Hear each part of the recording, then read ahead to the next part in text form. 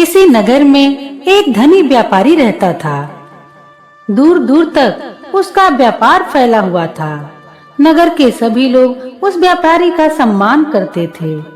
इतना सब कुछ संपन्न होने के बाद भी वह व्यापारी बहुत दुखी था, क्योंकि उसका कोई पुत्र नहीं था, जिस कारण अपने मृत्यु के पश्चात व्यापार के उत्तराधिकारी की चिंता उसे हमेशा सताती रहती थी।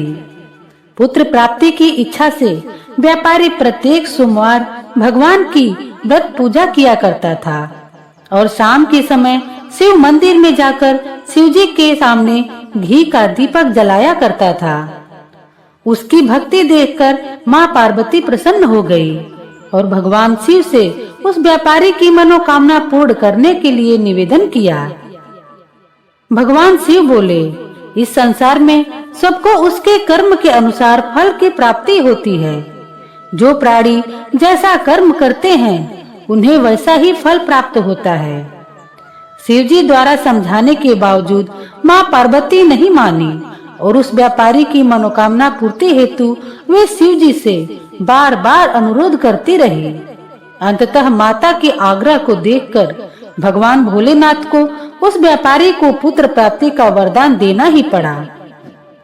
वरदान देने के पश्चात भोलेनाथ माँ पार्वती से बोले, आपके आग्रह पर मैंने पुत्र प्राप्ति का वरदान तो दे दिया, परंतु इसका यह पुत्र 16 वर्ष से अधिक समय तक जीवित नहीं रहेगा। उसी रात भगवान शिव उस व्यापारी के स्वप्न में आए और उसे पुत्र प्राप्ति का वरदान दिया और उसके पुत्र के 16 वर्ष तक जीवित रहने का भी बात बताई। भगवान के वरदान से व्यापारी को खुशी तो हुई, लेकिन पुत्र की अल्पायु की चिंता ने उस खुशी को नष्ट कर दिया। व्यापारी पहले की तरह सोमवार के दिन भगवान शिव का विधिवत व्रत करता रहा।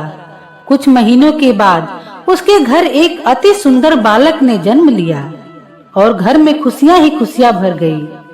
बहुत धूमधाम से पुत्र जन्म का समारोह मनाया गया, परंतु व्यापारी को पुत्र जन्म की अधिक खुशी नहीं हुई, क्योंकि उसे पुत्र की अल्पायु के रहस्य का पता था। जब पुत्र 12 वर्ष का हुआ तो व्यापारी ने उसे उसके मामा के साथ पढ़ने के लिए वाराणसी भेज दिया। लड़का अपने मामा के साथ शिक्षा प्राप्ति हेतु चल दिया। रास्ते में जहाँ भी मामा भांजे विश्राम हेतु रुकते, वही यज्ञ करते और ब्राह्मणों को भोजन कराते। लंबी यात्रा के बाद मामा भांजे एक नगर में पहुँचे। उस दिन नगर के राजा की कन्या का विवाह था, जिस कारण पूरे नगर को सजाया गया था। निश्चित समय पर बारात आ गई, लेकिन वर का पिता अपने बेटे के एक आंख के काने होने के कारण बहुत चिंतित था। उसे भय था कि इस बात का पता चलने पर कहीं राजा विवाह से इनकार न कर दे, इससे उसकी बहुत बदनामी होगी। जब वर के पिता ने व्यापारी के पुत्र को देखा तो उसके मस्तिष्क में एक विचार आया। उसने सोचा, क्यों न इस लड़के को दूल्हा बनाकर राजकुमारी से विवाह करा दूं।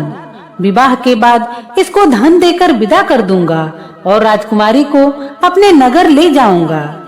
वर के पिता ने लड़के के मामा से इस संबंध में बात की। मामा ने धन मिलने के लालच में वर के पिता की बात स्वीकार कर ली। लड़के को दूल्हा का वस्त्र पहनाकर राजकुमारी से विवाह करा दिया गया। राजा ने बहुत सारा धन देकर राजकुमारी को विदा किया। शादी के बाद लड़का जब राजकुमारी के साथ लौट रहा था तो वह सच नहीं छिपा पाया और उसने राजकुमारी के ओढ़नी पर लिख दिया, राजकुमारी, तुम्हारा विवाह मेरे साथ हुआ था। मैं तो वाराणसी पढ़ने के लिए जा रहा हूँ और अब तुम्हें जिस नवयुवक की पत्नी बनना पड़ेगा वह कान्हा है। जब राजकुमारी ने अपनी ओढ़नी पर लिखा हुआ पढ़ा तो उसने कान्हे लड़के के साथ जाने से इनकार कर दिया। राजा को जब ये बात पता लगी तो उसने राजकुमारी को महल में ही रख लिया। उधर लड़का अपने मामा के साथ वाराणसी पहुंच गया और गुरुकुल में पढ़ना शुरू कर दिया। जब उसकी आयु 16 वर्ष की हुई तो उसने यज्ञ किया।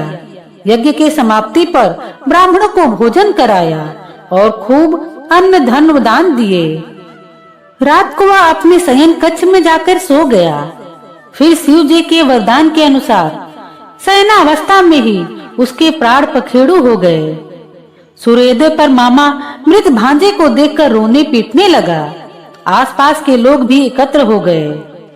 लड़के के मामा के रोने विलाप करने के स्वर समीप से गुजरते हुए भगवान शिव और माता पार्वती जी ने सुने। माता पार्वती ने भगवान से कहा, प्राणनाथ, मुझे इसके रोने के स्वर सहन नहीं हो रहे। आप इस व्यक्ति के कष्ट को अवश्य दूर करें। भगवान शिव ने माता पार्वती के साथ अदृश्य रूप में समीप जाकर देखा तो भोलेनाथ माता पार्वती से बोले, यह तो उसी व्यापारी का पुत्र है जिसे मैंने 16 वर्ष की आयु का वरदान दिया था। इसकी आयु पूरी हो गई है।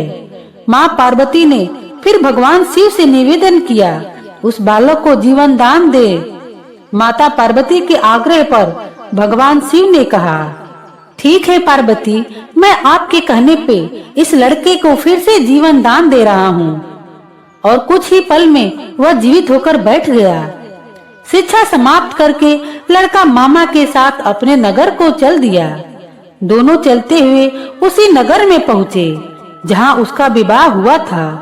उस नगर में भी यज्ञ का आयोजन किया।